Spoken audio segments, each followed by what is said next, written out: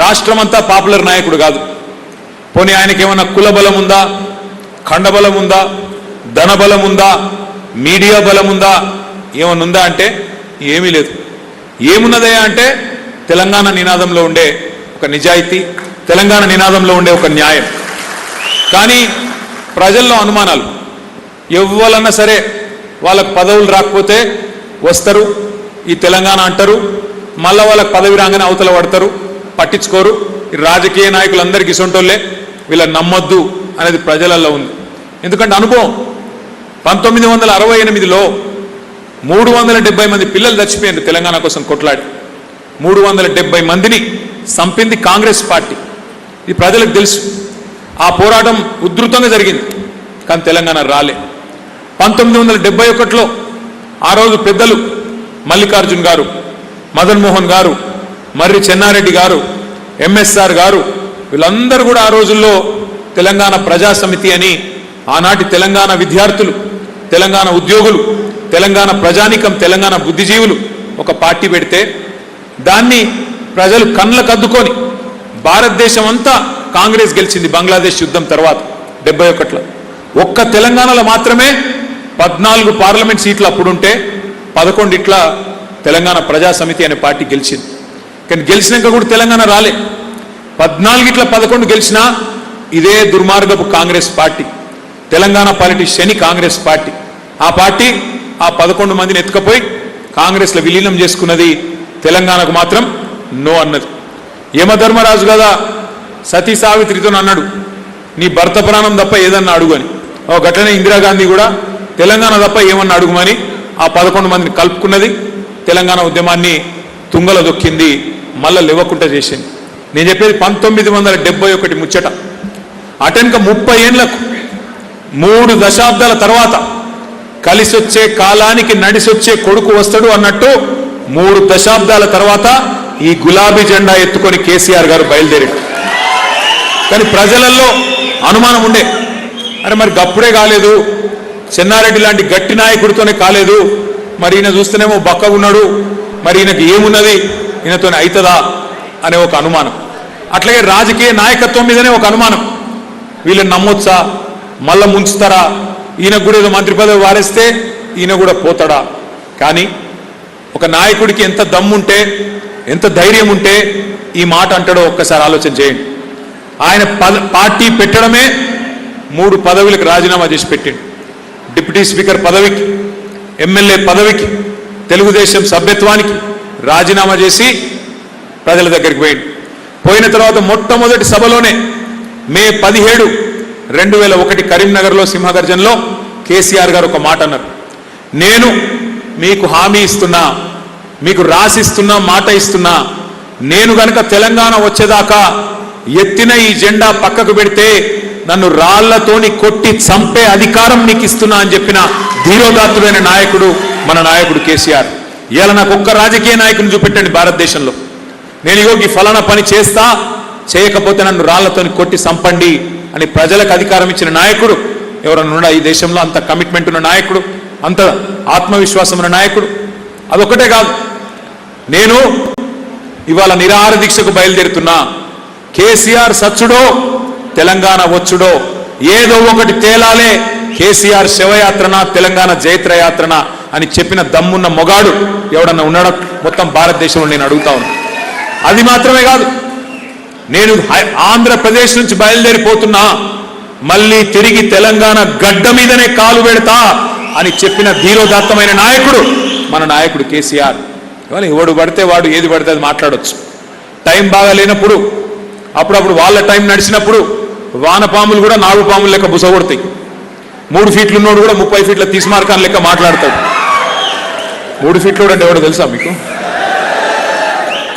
మాట్లాడతారు. టైం బాగాలేనప్పుడు ఏం చేద్దాం, అడ్డిమారి గుడ్డి దెబ్బల ముఖ్యమంత్రి అయిన వాళ్ళు కూడా మాట్లాడతారు. కానీ నేను ఇవాళ చెప్తున్నా, పరకాలు రాసి పెట్టుకోండి, ఈ వానపాములు, ఈ బుడ్రకాన్లు రేపు ఆ ముఖ్యమంత్రి పదవిలోకి వెళ్ళి పక్కకు జరిగిన తర్వాత 2028లో ఆయన నడుచుకుంటూ పోతుంటే పక్కన కూర్చున్న కుక్క కూడా లేవని నేను ఇలా చెప్తున్నా, రాసి పెట్టుకోండి. ఎందుకంటే అభిమానం అనేది, ప్రజల అనురాగం అనేది, ప్రజల మద్దతు అనేది, ప్రజల గౌరవం అనేది పదవులతో రాదు. నిజంగా ఒక మాట అడుగుతున్నా, నేను ఒక్కసారి ఆలోచన చేయండి. ఇవాళ ఎక్కడికి, ఏ ఊరికన్నావో, ఏ కొనుగోలు కేంద్రం కాడికన్నావో రైతు దగ్గర పోయి ఒక మైక్ పెట్టు. మా పత్రికా మిత్రులను అడుగుతున్నాను, ఎక్కడికన్నా మీ ఇష్టం, ఊరు మీ ఇష్టం, కొడంగల్ పోతారా, పరకాలకు పోతారా, సిరిసిల్లకు పోతారా, మీ ఇష్టం, పోండి. రైతుల దగ్గర పోయి ఒక చిన్న మైక్ పెట్టండి. ఏమనుకుంటురా ఈ ప్రభుత్వం గురించి అడగండి. అసలు అమ్మతోడు చెప్తున్న తెలుగు భాషలో గన్ని తిట్లుంటాయని నాకు కూడా తెలియదు. ఇంకోడు రేషమున్నోడు అయితే ఆయన హుసేన్ సాగర్లో ఎప్పుడో దూకి చచ్చిపోతుండే. కానీ రేవంత్ రెడ్డి కాబట్టి సిగ్గు లజ్జ ఏం లేదు, అట్లా బతుకుతుండు బలాదు. ఇంత ఘోరమైన బతుక, ఏం బతుకు నాకు తెలియక అడుగుతా. ఎంత ఘోరం అంటే ఇవాళ మాట్లాడుతున్నాడు, అడ్డగోలు మాట్లాడుతున్నాడు. కానీ ఒకటి మాత్రం వాస్తవం, ఇవాళ మనందరికీ తెలుసు, రేవంత్ రెడ్డికి కూడా తెలుసు, కేసీఆర్ అనే 3 అక్షరాల పదమే లేకపోతే ఇవాళ తెలంగాణ రాష్ట్రమే లేదు. ఆ రాష్ట్రానికి ముఖ్యమంత్రి అనే పదవి లేదు, తెలంగాణ బీజేపీ లేదు, తెలంగాణ కాంగ్రెస్ లేదు, ఏది లేదు. ఎందుకంటే ఒక నాయకుడు పుట్టుకొచ్చి ఆ సమాజానికి విశ్వాసాన్ని నింపి, ఒక ధైర్యం కల్పించి, చీకట్లో ఒక దీపం పెట్టి నడుద్దాం, నా ప్రాణాలకు తెగించైనా నేను కొట్లాడుతా, మీరు నాతో నడువుండ్రి అంటే ఈ గులాబీ జెండనే తెలంగాణ తెచ్చింది. ఎవరన్నా కేసీఆర్ గారికి ఆ రోజు నడిపించిండు అంటే మీ పరకాల ముద్దు బిడ్డ మన పెద్దలు ప్రొఫెసర్ ఆచార్య కొత్తపల్లి జయశంకర్ గారు, వారి గట్టిగా చప్పట్లతో వారు ఎవరన్నా ధైర్యం చెప్పిండు కేసీఆర్ నిరుత్సాహపడ్డప్పుడంటే ఒక జయశంకర్ సార్. వాళ్ళు తప్ప ఎవరున్నారు మనతో నానాడు? ఇలా ఎవడు పడితే వాడే, ఎటు పడితే మాట్లాడు. ఎన్ని అడ్డగోలు అబద్ధాలు చెప్పిర్రండి మనకు వ్యతిరేకం. ఇంకొకసారి యాద్ చేసుకోండి. ఒకడు అంటాడు కేసీఆర్ గారు ముఖ్యమంత్రిగా ఉంటే ఆయన ఉండే ఇల్లు ప్రగతి భవన్, అలా 150 బెడ్రూమ్లు ఉన్నాయి, బంగారు బాత్రూమ్లు ఉన్నాయి అని మాట్లాడారు. ఇవాళ ఎవడున్నాడల్లా? ఎవరున్నారు అల్లు? ఇవాళ బట్టి ఉన్నాడు, బట్టి విక్రమార్క ఉప ముఖ్యమంత్రి. చూపెడతారా మరి? 150 బెడ్రూమ్లు, బంగారు బాత్రూమ్లు ఉండాలి కదా, ఉన్నాయా మరి? చూపెట్టమని వాళ్ళు కెమెరాలు తీసుకొని ఇప్పుడు వాళ్ళే ఉంటారు కదా అలా, చూపెట్టమని. అంటే ఎంత లుచ్చా మాటలు, అంటే ఎంత థర్డ్ క్లాస్ మాటలు, ఎన్ని అబద్ధాలు చెప్పిండ్రంటే విషం నింపిండ్రు ప్రజల మనసుల్లో. 150 పడకల రాజమందిరం కట్టుకున్నాడు కేసీఆర్, మీకు ఇల్లు కట్టియలే. చేసినవన్నీ ఎక్కడికో పోయినాయి, చేయని మాత్రం భూతద్దంలో పెట్టి చూపెట్టి ఉన్నవి లేనట్టు, లేని ఉన్నట్టు లుచ్చా మాటలు మాట్లాడి, అబద్ధాలు చెప్పి, విషం నింపి ప్రజల మనసుల్లో ఆ రోజు మనకు వ్యతిరేకత తెచ్చే ప్రయత్నం చేసింది. ఒక మాట నేను అడుగుతున్నా మా తమ్ముళ్ళను, కేసీఆర్ గారి ప్రభుత్వం 10 ఏళ్లలో 9.5 ఏళ్లలో మధ్యలో 2 ఏళ్ళు కరోనానే వచ్చింది. ఆ 2 ఏళ్ళు తీసేస్తే మనం పరిపాలించింది 7.5 సంవత్సరాలు. అందులో కొత్త రాష్ట్రం, కొత్తగా ఏర్పడ్డ రాష్ట్రం. ఆ కొత్తగా ఏర్పడ్డ రాష్ట్రంలో మరి మనం జోనల్ వ్యవస్థ తెచ్చుకునే తందుకే కొంత సమయం పట్టింది. మన రాష్ట్రంలో మీకు ఒక విషయం చాలా మందికి తెలియదు, ముఖ్యంగా తెలంగాణ తమ్ముళ్లకు చెల్లెలకు తెలియదు, భారతదేశంలో ఎక్కడ లేదు. ఆ ఒక రాష్ట్రంలో ప్రభుత్వ ఉద్యోగాలలో, ప్రభుత్వ కొలువులలో 95% స్థానిక పిల్లలకే ఇయ్యాలని చెప్పి ఆ ఆర్డర్ తెచ్చి ప్రెసిడెంట్తో సంతకం పెట్టించిన ఒకే ఒక్క నాయకుడు మన నాయకుడు కేసీఆర్ గారు. ఆ ఆర్డర్ తెచ్చినందుకు, కేంద్ర ప్రభుత్వాన్ని ఒప్పించినందుకే, 95% రిజర్వేషన్ తెచ్చినందుకే దగ్గర 2 ఏళ్ళు పట్టింది. కరోనాతో 2 ఏళ్ళు పోయింది. 2 ఏళ్ళు ఈ స్థానిక రిజర్వేషన్లు తెచ్చినందుకు, ఆర్డర్ తెచ్చినందుకు పట్టింది. అయినా 1,60,000 ఉద్యోగ నియామకాలు కేసీఆర్ గారి ప్రభుత్వం చేసింది. 1,62,000. 2,32,000 ఉద్యోగాలకు మనం నోటిఫికేషన్లు ఇచ్చినాం. 1,60,000 నింపినాం. మిగతా ఈ అడ్డమైన కాంగ్రెస్ వాళ్ళే కోట్లలో పోయి ఆపింది. కానీ ఏమన్నారు? కేసీఆర్ ఉద్యోగాలు ఇయ్యలే, ఏదో ఇస్తానని ఏం చేయలే. మీరు కేసీఆర్ ఉద్యోగం, కేటీఆర్ ఉద్యోగం 2 ఉద్యోగాలు ఊడగొట్టుండ్రి. ఈ 2 ఊడగొడితే మీకు మొదటి సంవత్సరంలోనే 2 లక్షల ఉద్యోగాలు ఇస్తాం అని కాంగ్రెస్ నాయకులు రాహుల్ గాంధీ గారు, రేవంత్ రెడ్డి ఆ రోజు అశోక్ నగర్ చౌరస్తాలో కూర్చొని చిలక పలుకులు వలికింది. ఇవాళ నేను అడుగుతున్నా మా తెలంగాణ తమ్ములను, తెలంగాణ చెల్లెలను, ఒక్కసారి విశ్లేషించండి. సరే, అప్పుడంటే మీరు తప్పుడు మాటలు విన్నారు, తప్పుడు మాటలు విని నిజమేమో అని ఒక భ్రమపడ్డరు. కానీ ఇవాళ స్థిమితంగా కూర్చోండి, విశ్లేషించండి. నేను మా సోదరులను కూడా అడుగుతా ఉన్నా, మనం కూడా ఒక తప్పు చేసినాం. ఇంతకుముందు మాట్లాడిన నాయకులు చెప్పింది, 10 ఏళ్ళు వెంకన్న చెప్పిండు, నిమ్మగడ్డ వెంకన్న 10 ఏళ్ళు ప్రభుత్వాన్ని నడిపినాం, 9.5 ఏళ్ళు ప్రభుత్వాన్ని నడిపినాం. మనం ఏమనుకున్నాం? కొత్తగా వచ్చిన రాష్ట్రం, ఈ రాష్ట్రాన్ని బ్రహ్మాండంగా ప్రజల కలలకు అనుగుణంగా నీళ్లు తీసుకురావాలి, ఒక్కొక్క నీటి బొట్టును వడిసిపట్టి బీడు భూములకు మలపాలే, ఇంటింటికి నల్లాబెట్టి నీళ్ళు ఇవ్వాలి, తెలంగాణలో సంపద పెంచాలే, పేదలకు పంచాలే అనుకొని ఒక తపస్సులాగా పనిచేసినాం. చూడలే మనం కాంగ్రెస్ ఓడా, బీఆర్ఎస్ ఓడా, బీజేపీ ఓడా, ఇంకోడా, ఇవేం చూడలే. పథకాలు వచ్చినప్పుడు రైతు బంధు అందరికి ఇచ్చినాం, నల్లా పెడితే ఇంటింటికి పెట్టినాం, చెరువులు బాగా చేస్తే మనకు మండలాల్లో మెజారిటీ వచ్చినా రాకపోయినా అన్ని మండలాల్లో ఒకటే తిరిగా పనిచేసినాం. పెన్షన్లు ఇస్తే ఆన్లైన్ అన్నం, కళ్యాణ లక్ష్మి ఆన్లైన్ అన్నం, సీఎం రిలీఫ్ ఫండ్ ఆన్లైన్ అన్నం, కేసీఆర్ కిట్టు ఆన్లైన్ అన్నం. ఎందుకన్నాం? ఎందుకంటే మన కార్యకర్తలు బదనాం కావద్దు, పార్టీ బదనాం కావద్దు, ప్రజలకు మరి కొత్త రాష్ట్రంలో వివక్ష లేకుండా మంచిగా చూసుకోవాలని మనం అనుకున్నాం. కానీ జరిగిందేంది? దానివల్ల మన నాయకులు బాధపడ్డారు, మన కార్యకర్తలు బాధపడ్డారు. నాకు తెలియకుండానే పెన్షన్లు రావట్టే, నాకు తెలియకుండానే రేషన్ కార్డులు రావట్టే, నాకు తెలియకుండానే కళ్యాణ లక్ష్మి చెక్కులు పోవట్టే, ఇక నాకేం గౌరవం ఉంటుంది? నన్ను అడిగేటోడు ఊళ్ళే, ఓట్లు వేయించేటప్పుడు నేను ఉండాలి, కానీ అంతా కూడా మరి వాళ్ళకి ఆటోమేటిక్గా పోవట్టే, ఇక నన్నేవాడు దిగుతారు. నాకు అడిగి పోయింది కథ. జరిగింది వాస్తవం, ఇది నాకు తెలుసు. అందుకే నేను మీకు మాటిస్తా ఉన్నా, ఎస్ 10 ఏళ్ళు అధికారంలో ఉన్నప్పటికీ బాధ్యతగా ఒక కొత్త రాష్ట్రం, ఇది మనం కష్టపడి తెచ్చిన రాష్ట్రం, మన పిల్లలు ప్రాణాలు బలిపెట్టి తెచ్చిన రాష్ట్రం, మన నాయకుడు ప్రాణాన్ని ఫణంగా పెట్టి తెచ్చిన రాష్ట్రం. కాబట్టి భద్రంగా పునాది మంచిగా వేయాలి, ఒక కొత్త ఇంటికి, కొత్త సంసారానికి అని చెప్పి భద్రంగా నడిపే ప్రయత్నం చేసినాం, రాష్ట్రం కోసం పనిచేసినాం. ఇప్పుడే ధర్మారెడ్డి గారు అన్నారు కాకతీయ మెగా టెక్స్టైల్ పార్క్. ఎవరు చెప్పిండ్రు? కేసీఆర్ గారికి ఎవరన్నా వచ్చి దరఖాస్తు ఇచ్చిండ్రా వరంగల్లో? అయ్యా మాకు టెక్స్టైల్ పార్క్ కావాలని. కేసీఆర్ గారి మనసు నిండా ఉన్నది. ఒకనాడు వరంగల్ జిల్లాలో ఆజంజాహీ మిల్లుండే, ఆజంజాహీ మిల్లున్నప్పుడు 1000 మందికి ఉపాధి దొరికేది. కానీ ఇదే వరంగల్ జిల్లా నుంచి ఇక్కడుండే మా పద్మశాలి బిడ్డలు, మా నేతన్నలు ఇవాళ సమైక్య ఆంధ్రప్రదేశ్ ఏర్పడ్డ తర్వాత ఆజంజాహీ మిల్లు మూతపడ్డది. వాళ్ళందరూ కొడకండ్ల నుంచి, పాలకుర్తి నుంచి, పరకాల నుంచి వలసపోయి సూరత్కు, గుజరాత్కు, ఇంకొకడికి వలసపోయి బతికిన పరిస్థితి. ఇది కేసీఆర్ గారికి తెలుసు, ఆయన మనసు నిండా ఉన్నది. అరే అద్భుతమైన తెల్ల బంగారం పత్తి పండించే రైతులు మా నల్లరేగడి నీళ్ళల్లో మా వరంగల్ జిల్లాలో ఉన్నారు. బంగారం అసొంటి పంట పండుతుంది, నీళ్లున్నాయి. ఇప్పుడు కేసీఆర్ వచ్చినాక గోదావరి నీళ్లు బ్రహ్మాండంగా వచ్చినాయి. మరి అట్లాంటప్పుడు మనం ఎందుకు farm to fashion? Farm to fashion అంటే పొలం నుంచి ఫ్యాషన్ దాకా, పొలంలో ఉత్పత్తి అయ్యే పత్తి నుండి ఒక ఫ్యాషన్ వస్త్రాలు ఉత్పత్తి చేసే ప్రపంచాన్ని మనం ఎందుకు ఆవిష్కరించొద్దు?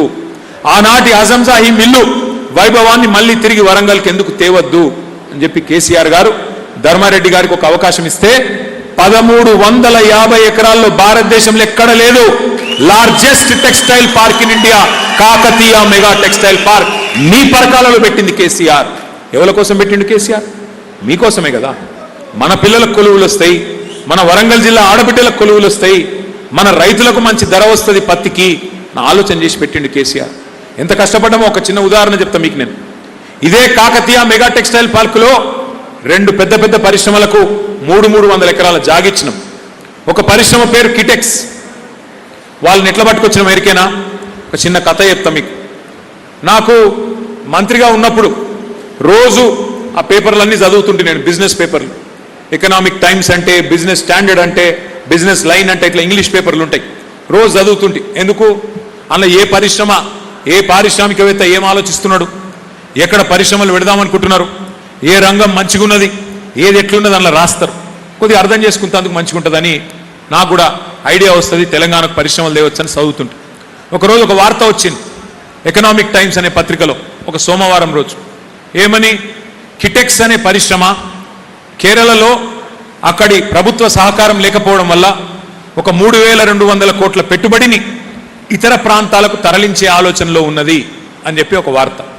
ఆ వార్త చూడంగానే నా ఫోన్ తీసి నేను ఒక ఫోటో కొట్టిన. ఫోటో కొట్టి నేను మా సెక్రటరీ ఉంటాడు, ఇండస్ట్రీ సెక్రటరీ, ఆయనకు వాట్సాప్లో మెసేజ్ పెట్టిన. అయ్యా ఈయన ఎవరో పట్టుకో, ఆయనకు ఒక మెసేజ్ పెట్టు, నేను మాట్లాడాలనుకుంటున్నా, పరిశ్రమల మంత్రి మాట్లాడాలనుకుంటుండు, జర మాట్లాడిపి అని పెట్టిన. ఆయన ఏం చేసిండు, ఆ పరిశ్రమ యజమాని ఎండి గారు, ఆ ఎండి గారి నెంబర్ తీసుకొని నెంబర్ నాకు పంపించిండు. నేనేం చేసిన, సరే ఆ ఎండి గారికి ఒక వాట్సాప్ మెసేజ్ పెట్టిన. ఇది కరోనా సమయంలో నేను చెప్పేది, 2020 కరోనా మధ్యలో ఉన్నాం అప్పుడు. ఆ ఎండి గారికి నేను మెసేజ్ పెట్టినా. ఆయన ఎండి గారి పేరు సాబు జేకబ్. అయ్యో మిస్టర్ సాబు జేకబ్, నా పేరు కేటీ రామారావు, నేను పరిశ్రమల మంత్రిని తెలంగాణకు, నేను మీతో మాట్లాడేది ఉన్నది, జరా మీరు వెసులుబాటు కలిగినప్పుడు నాకు ఫోన్ చేయండి అని మెసేజ్ పెట్టిన. నేను చూస్తూ ఉన్నా, ఇక్కడ ఆ బ్లూ టిక్కులు కనబడ్డాయి, చూసిండు కానీ ఫోన్ చేస్తలేడు. ఇది ఎక్కడ కతరాబాయి, ఇక మీద గమ్మతే ఉన్నది, ఓ మంత్రిని ఈ మాత్రం దేక్తలేడినా, ఇది ఎక్కడ బాధ అని నేను మళ్ళీ మా సెక్రటరీకి తెల్లారి ఫోన్ చేసిన. అని నువ్వు ఇచ్చింది కరెక్ట్ నెంబరేనా, ఆయనతో వెళ్దాను వేరే నెంబర్ ఇచ్చినావా, ఇవ్వ మరి వాళ్ళకు మెసేజ్ అయితే పెట్టినా, నేను అవతలికి వెళ్ళి కుయ్యలేదు కయ్యలేదు, ఇది ఎక్కడ కథ అని నేను అంటే ఆయన మళ్ళీ ఆయనకు ఫోన్ చేసిండు. అప్పుడు ఆయన నాకు ఫోన్ చేసిండు, ఏమని, అయ్యో సార్ సారీ, నేను మంత్రి నాకెందుకు మెసేజ్ పెడతాడు అనుకొని, నేను ఎవడో ఉత్తగానే పోరగాడు ఎవడో నన్ను సతాయిస్తానికి పెట్టిండేమో అనుకొని, నేను ఉత్తగానే ఎవడో నా ప్రాంక్ చేసిండేమో అనుకొని నేను చేయలేదు సార్, ఏమనుకోకు అన్నాడు. సరే పర్వాలేదు, ఇది తెల్లారి నేను సోమవారం అది పెట్టినా, నేను మాట్లాడేది మంగళవారం వచ్చేట. సో అడిగిన మరి మేము ఇట్లా కాకతీయ మెగా టెక్స్టైల్ పార్క్ అని మా వరంగల్లో పెద్ద టెక్స్టైల్ పార్క్ పెడుతున్నాం, భారతదేశంలో ఎక్కడ లేదు, మరి మీరు వస్తే బాగుంటుంది, ఒకసారి చూస్తే బాగుంటుంది, రాగలుగుతారా అన్న. అప్పుడు కరోనా సమయం. ఆయన అన్నాడు, కరోనా ఉంది కదా సార్, ఫ్లైట్లన్నీ క్యాన్సిల్ ఉన్నాయి, మళ్ళీ ఎప్పుడు ఆయన ఉండేది కేరళలో, కొచ్చిన్లో ఎప్పుడు ఫ్లైట్ ఉంటే అప్పుడు నేను బుక్ చేసుకొని చెప్తాను, ఎందుకంటే ఇక మర్యాద మళ్ళీ చూస్తే తీసారని ఏదో తప్పించుకోవండి ఆయన, ఫ్లైట్ దొరికినప్పుడు వస్తే తీసారా అన్నాడు. అంటే నేనే ఫ్లైట్ పంపిస్తే ఏంది అన్న. ఆయన అన్నాడు ఏంది అన్నాడు, నేను ఫ్లైట్ పంపిస్తున్నాయా, ఉన్నాయి ప్రైవేట్ ఫ్లైట్లు ఉంటాయి, 8 మంది 10 మంది కూర్చునేట్టు ఉంటాయి కదా, ఒకటి పంపిస్తా అన్న.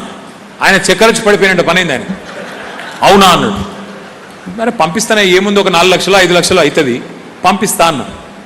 ఆయన అన్నాడు, మరి ఇక్కడ నేను కేరళలో ప్రెస్ వాళ్ళకి చెప్పాలనా అన్నాడు, పత్రికల వాళ్ళకి చెప్పాలనా అన్నాడు.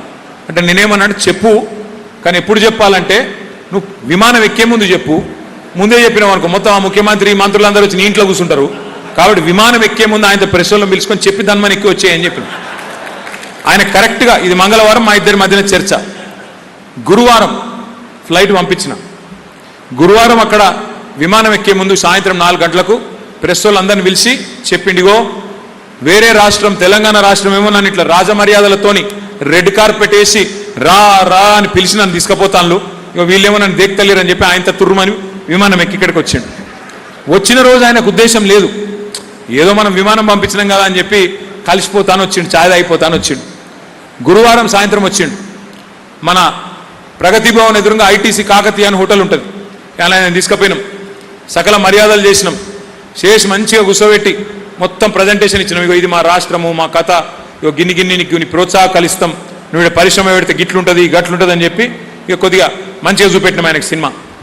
సాయంత్రం వరకు ఆ రోజు చెప్పిండు, సార్ నేను రూపాయి పెట్టుబడి పెడదామన్న ఉద్దేశంతో రాలేదు, కానీ ఇక ఇవాళ మీరు చెప్పింది బాగా నచ్చింది నాకు, ఐఎమ్ కమిటింగ్, ఒక 1000 కోట్ల పెట్టుబడికి నేను కమిట్ అవుతున్నా సార్ అని అప్పటిదప్పుడు అనౌన్స్ చేసి ఆడికి అయిపోలే కథ. తెల్లారు ఏం చేసినా బేగంపేటలో హెలికాప్టర్ రెడీ పెట్టి ఆయన హెలికాప్టర్లు ఎక్కించి మా సెక్రటరీ అందరిని ఎక్కించి సీదా తీసుకొచ్చి మీకు టెక్స్టైల్ పార్క్లో దించిన, ఈడ దించి మొత్తం జాగా చూపెట్టినాం. చూసినాం ఎంత బంగారం వస్తుండే నేల ఉన్నది, ఈడ బంగారం వస్తుండే భూములు ఉన్నాయి, మంచి పత్తి వండే ఏరియా ఉంది, కష్టపడే మనుషులు ఉన్నారు, మంచి ఫ్యాక్టరీ పెట్టొచ్చు అని చెప్పి వాళ్ళు సగం పూట ఇక్కడనే తిప్పినాక సాయంత్రం మళ్ళీ వచ్చిండు హైదరాబాద్. రాగానే చెప్పిండు, సార్ నేను అనుకోలే అంత బాగుంటుంది వరంగల్ అనుకోలే, మరి ఇంకొక 1500 కోట్లు పెడతా సార్ అని మళ్ళా ఆ రోజు అనౌన్స్ చేసిండు. ఆడికెళ్ళి ఇంకొక పని చేసిన, నాకు ఆశ ఎక్కువ, మన ఎయిర్పోర్ట్ దగ్గర హైదరాబాద్లో శంషాబాద్ ఎయిర్పోర్ట్ దగ్గరలో చందన్వెల్లి అని ఒక ఊరు ఉంటుంది, అక్కడ అప్పటికే వెల్స్ పని అని ఒక పెద్ద పరిశ్రమను తీసుకొచ్చిన నేను. ఈయన అక్కడికి కూడా పంపించిన చూసిరాపో అని, ఆడికి కూడా వేయండి, అరే ఇంకా బాగుంది సార్ ఇది అని మళ్ళీ వచ్చింది. మొత్తానికి ఈరోజు కిటెక్స్ అనే పరిశ్రమ ఒక చిన్న మన ప్రయత్నంతో 3700 కోట్ల రూపాయల పెట్టుబడి మన రాష్ట్రంలో పెట్టింది. అందులో కాకతీయ మెగా టెక్స్టైల్ పార్క్లో కూడా పెద్ద పరిశ్రమ పెట్టి ఇవాళ అక్కడ ఆయన పేరిందా జానో మనోజ్ ఎవరో ఉంటాడు, ఇక్కడ మనోజ్ ఇక్కడ మొత్తం ఉద్యోగాలు ఇచ్చే పరిస్థితి ఉన్నది. ఎందుకు చెప్తున్నా అంటే మనం ఒక్కొక్క కార్యక్రమం అట్లా చేసినాం. పని సొంత ఇల్లు కట్టుకుంటే, సొంత పని చేసుకుంటే, సొంత వ్యాపారం చేసుకుంటే ఎంత ప్రేమతో చేస్తామో గట్ల పని చేసినాం. యంగ్ వన్ అని ఇంకో పరిశ్రమ, కొరియా పరిశ్రమ, అది ఇక్కడిది కాదు, వాళ్ళు ప్రపంచ ప్రఖ్యాతి కలిగిన ఉత్పత్తులన్నీ తయారు చేస్తారు. వాళ్ళను గుజరాత్ పోయి పట్టుకున్నా నేను. గుజరాత్లో ఇండియా టెక్స్టైల్ సమిట్ అని జరుగుతుంది. స్మృతి ఇరానీ గారు అప్పుడు టెక్స్టైల్ మంత్రి. ఆడికి పోయి వాళ్ళని పట్టుకొని వాళ్ళను మళ్ళా బుదిరకిచ్చి బుజ్జగించి హైదరాబాద్ పట్టుకొచ్చి కొరియన్ ఆయనను వాళ్ళను 2 ఏళ్ళు వాళ్ళెంబడ వాళ్ళని లవాడి ఆఖరికి వాళ్ళను కూడా ఒప్పించి 300 ఎకరాలు ఇచ్చి వాళ్ళతో కూడా పరిశ్రమ పెట్టించిన. అంటే గట్ల పనిచేసినాం మనం. ఒక కొత్త పార్కు పెట్టాలంటే, కొత్త పారిశ్రామిక పార్కు పెట్టాలంటే, అది నిండాలంటే, అందులో పరిశ్రమలు రావాలంటే లంచం తీసుకోకుండా వాళ్ళకి ఇంకా ఉల్టా ప్రోత్సాహకాలు ఇచ్చి వాళ్ళకు ఎర్రతివాచి పరిచి బతిమలాడి వాళ్ళని ఒక రోజులో కాదు, ఇవన్నీ సంవత్సరాలు ఎంబడ పడితే పనులు అవుతాయి. ఒక గట్ల పని చేసినాం మనం. కానీ ఇవాళ ఏమున్నది పరిస్థితి? లంగ మాటలు చెప్పి, దొంగ మాటలు చెప్పి, కేసీఆర్ను బదనాం చేసి, అడ్డమైన డైలాగులు కొట్టి, ఇష్టం వచ్చిన మాటలు కొట్టి ఇవాళ వచ్చి అధికారంలో కూర్చున్నారు. యాద్ చేసుకోండి ఏం మాట్లాడిండు ఆ రోజు రేవంత్ రెడ్డి గారు. ఏమన్నాడు? ఏమయ్యా 2 పంటలకే ఇస్తావా రైతు బంధు, 3వ పంటకి ఇయ్యవా అన్నాడా లేదా? 3 పంటలకు ఇవ్వాలి అన్నాడా? మళ్ళీ వాళ్ళు ఇస్తుండా 3 పంటలకు? 2 పంటల కన్నా పడుతుందా? ఎన్ని డైలాగులు పెట్టిండు ఆ రోజు. ఏం మాట్లాడిండు? నవంబర్లో తీసుకుంటే 5,000, డిసెంబర్లో తీసుకుంటే 7,500, నవంబర్లో తీసుకుంటే పెన్షన్ 2,000, డిసెంబర్లో తీసుకుంటే 4,000. అక్క, చెల్లె, తల్లి, అత్తకు 4,000, కోడలకు 2,500. ఏమి నరికి తీవ్రండి ఆయన. సలీం ఫేకు గాడు ఒకడు ఉంటాడు హైదరాబాద్లో, వాడిని మించిపోయి నరికి. సలీం ఫేకు అంటారు వాడిని. ఇక ఫేక్ అన్నట్టుగా. ఇసురుడు అంటే మామూలు ఇసురుడు కాదు, అసలు ఫేకుగాడు. ఎన్ని నరికిండు. ఇవాళ ఇప్పుడు గమ్మత్ అనిపిస్తుంది కొన్ని చూస్తే.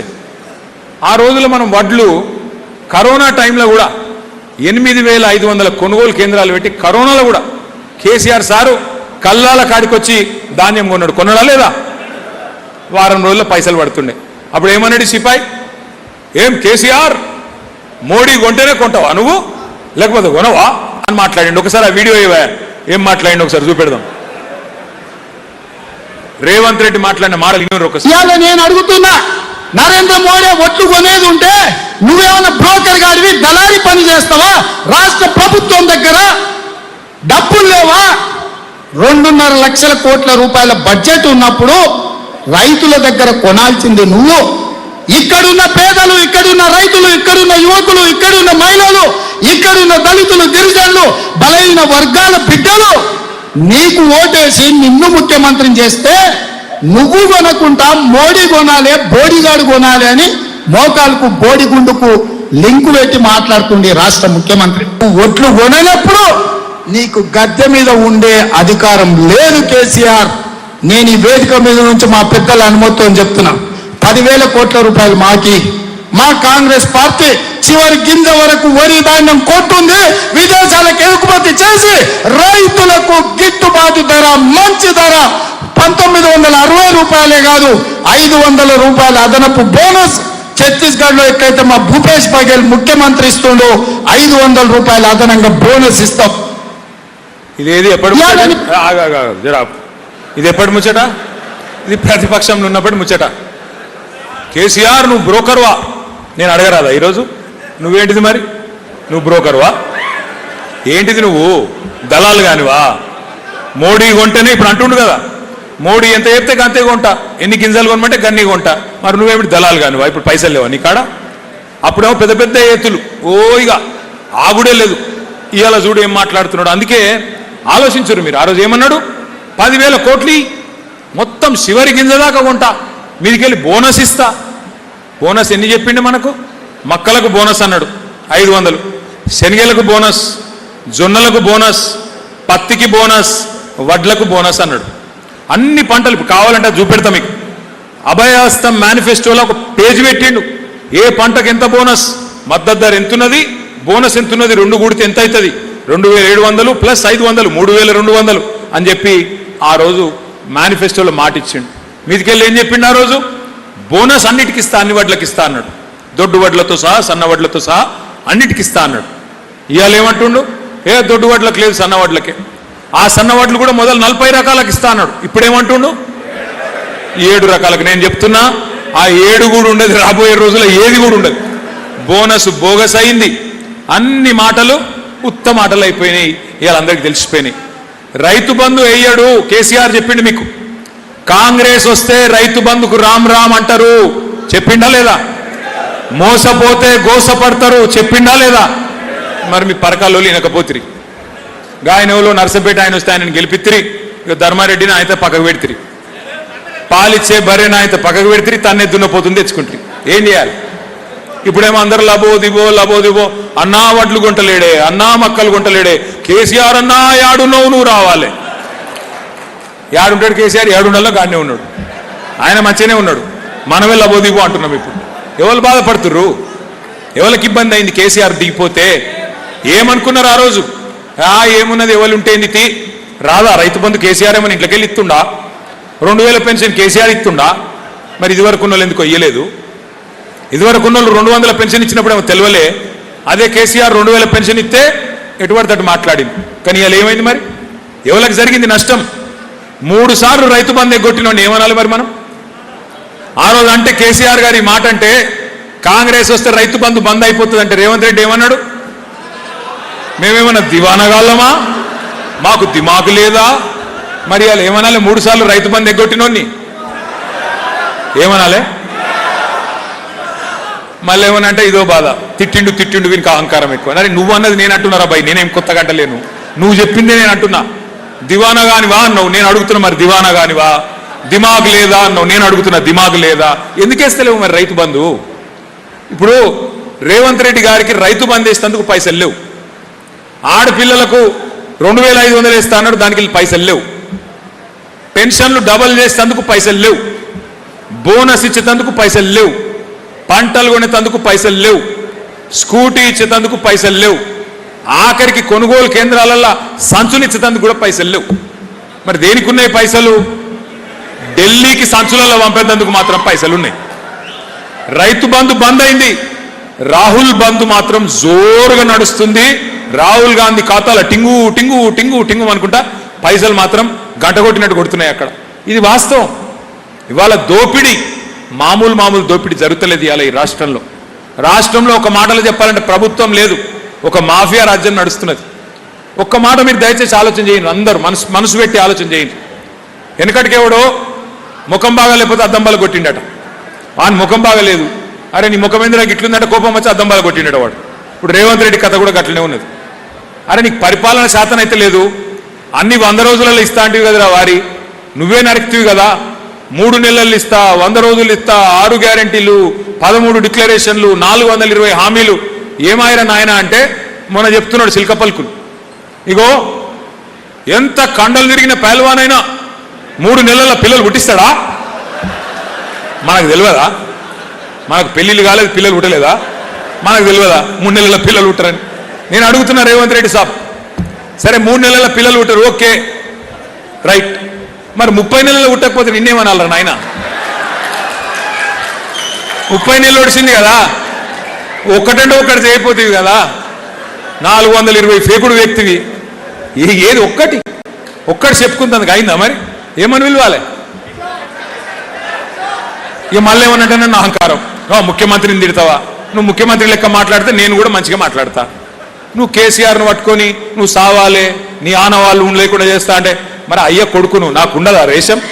బరాబర్ ఉంటుంది, బరాబర్. రేవంత్ రెడ్డికి చెప్తున్నా, ప్రకాష్ రెడ్డికి చెప్తున్నా, కాంగ్రెస్ కూడా అందరికి చెప్తున్నా, నేను ఓన్లీ సాఫ్ట్వేర్ అనుకుంటున్నారు కొడుకా, నేను హార్డ్వేర్ కూడా, నాకు కూడా తెలుసు. ఎప్పుడు మాట్లాడాలో, ఎప్పుడు ఏం చేయాలో, ఎప్పుడు గేరు మార్చాలో మాకు తెలుసు. పక్కా చెప్తున్నా, మీ అందరికి మాటిస్తున్నా, పోయిన 10 ఏళ్ల తిరగనైతే బీఆర్ఎస్ ఉండదు. నేను కేసీఆర్ సార్ అంత మంచోని కాదు, ఒక్కొక్క కాంగ్రెస్ వానికి సినిమా చూపెట్టే బాధ్యత నేను తీసుకుంటా. మిమ్మల్ని సతాయించిన ఇడిసిపెట్ట, పారిపోయినా సప్త సముద్రాల అవతల దాక్కున్నా ఇడిసిపెట్ట, వదిలిపెట్ట. మిమ్మల్ని సతాయిస్తున్న కాంగ్రెస్ వాళ్ళు, మిమ్మల్ని సతాయిస్తున్న అధికారులు, వాళ్ళకొకటే చెప్తున్నా, 2 ఏళ్లలో తిరిగి గులాబీ జెండా ఎగురుతుంది, కేసీఆర్ ముఖ్యమంత్రి అవుతాడు. ఒళ్ళు దగ్గర పెట్టుకుని ఉండండి కొడుకుల్లారా, ఒళ్ళు దగ్గర పెట్టుకుని ఉండండి. అయిపోయింది, టైం అయిపోయింది, పక్కా అయిపోయింది, ఏం డౌట్ కూడా అవసరం లేదు మీకు. ఇదివరకు ఒక సినిమా వచ్చింది అర్జున్ రెడ్డి అని, super hit cinema. Arjun Reddy super hit, కానీ రేవంత్ రెడ్డి అటర్ ఫ్లాప్. ఎందుకంటే ఇప్పుడు మీకు తెలుసు, ఫస్ట్ హాఫ్ అయిపోయింది, ఇంటర్వ్యూలు ఒడిసిపోయింది, ఏమి లేదు సినిమాలు, అంతా తుస్సుపటాక్, ఏమి లేదు. ఇంకా కొత్తగా చేసేది కూడా ఏం లేదు. జారుడు బండ మీద ఉన్నాడు, ఆయన జారిపోతూనే ఉన్నాడు, ఆయనతో ఏం అయ్యేది లేదు, ఊదు కాలది పీరి లేవదు. కొత్తగా ఒక్క పథకం అమలు కాదు, ఆయనతో ఏమి కాదు, మీరు భయపడక్కర్లేదు. ఇంకొక మాట చెప్తున్నా, మళ్ళీ యాది పెట్టుకోండి, మళ్ళీ చెప్తున్నా, ముఖ్యమంత్రి పదవికి వెళ్ళి దిగిపోయిన తర్వాత ఆయన పోతుంటే కూసున్న కుక్క కూడా లేవది, మళ్ళీ చెప్తున్నాను. అందుకే భయపడే అక్కర్లేదు, ఎవరికో భయపడి ఏందో కింద మీద అయ్యే అవసరం లేదు. ఎస్, కొన్ని తప్పులు జరిగినాయి, కొన్ని పొరపాట్లు జరిగినాయి, మా నుంచి కూడా జరిగినాయి, మేము కూడా మనుషులమే, ఒప్పుకుంటాం. కార్యకర్తలను ఈసారి నేను మీకు మాటిస్తున్నా, మీ ఆర్థిక పరమైన అంశాలు కానీ మీ రాజకీయ పదవులు కానీ గతంలో మీరు అనుకున్నంతగా పట్టించుకొని మాట వాస్తవం, కానీ వచ్చే 5 ఏళ్లలో దాన్ని మార్చే బాధ్యత కూడా నేనే తీసుకుంటా అని చెప్పి కూడా మీకు మాటిస్తా ఉన్నా. నా బాధ్యత మీరు ఇలా మేము వేదికలెక్కి ఉపన్యాసాలు ఇస్తున్నామంటే, ఎమ్మెల్యేలైనమంటే, మంత్రులైనమంటే, కేసీఆర్ గారికి దగ్గర కూర్చుంటున్నామంటే ఆ గౌరవం ఇచ్చింది మీరు, ఇక్కడ నిలబడే అవకాశం ఇచ్చింది మీరు, ప్రజల దగ్గర పోయి చెప్పేది మీరు. వాస్తవంగా ఓడిపోయేందుకు కూడా ఒకటే ఒక కారణం, ఎక్కువ లేవు, మీరు నిర్లిప్తంగా అయిపోయింది. నాకేంది తీ, ప్రజలకు అన్ని పోతున్నాయి, ప్రజలే ఓట్లు ఎత్తారు, నాకెందుకు తీ పోంతి అనుకున్నారు. ఇంకోటి కూడా అనుకున్నారు మీరు, పరకాలలో పోతే గీతమా ధర్మారెడ్డి సాబ్ ఓడిపోతాడు కానీ కేసీఆర్ పోతాడా అని కూడా అనుకున్నారు మీరు. అంతేనా? అనుకోలే? ఇక సిగ్గెందుకు పడుతురా, ఉన్నమాట ఇప్పుడు పర్వాలేదు. ధర్మాన్ని ఏమనుకోడు, ధర్మాన్ని ఏమనుకోడు, బాధపడుతున్నారు. మళ్ళీ గెలిపిస్తే చాలు, మళ్ళీ గెలిపిస్తారా లేదా? పక్కానా? ఒక్కటే మాట, జరిగినాయి తప్పులు, మా వైపు నుంచి జరిగినాయి తప్పులు, మీ వైపు నుంచి జరిగినాయి, అందరి వైపు నుంచి జరిగినాయి. ఇప్పుడు ఇక తప్పులు చేయకుండా చూసుకుందాం. దానికి 2 ఉపాయాలు ఉన్నాయి. ఇప్పుడు మనకు రెండు పనులు ఉన్నాయి మనం చేసేది. ఒకటి, సభ్యత్వ నమోదు కార్యక్రమం చేసేది ఉన్నది. ఇప్పుడు వెంటనే సభ్యత్వ నమోదు కార్యక్రమం ప్రారంభించుకునేది ఉన్నది. మరి సభ్యత్వ నమోదు అంటే ఇదివరకు మనం ఏం చేస్తుంటే పుస్తకాలు ఇస్తుంటే, ఇక ఆ పుస్తకాలు ఏం చేద్దరు మీరు నాకు ఎరికే. ఇలా మీకు కొన్ని పుస్తకాలు ఏమన్నా ఇచ్చిరా లేదా? చూపెట్టరు.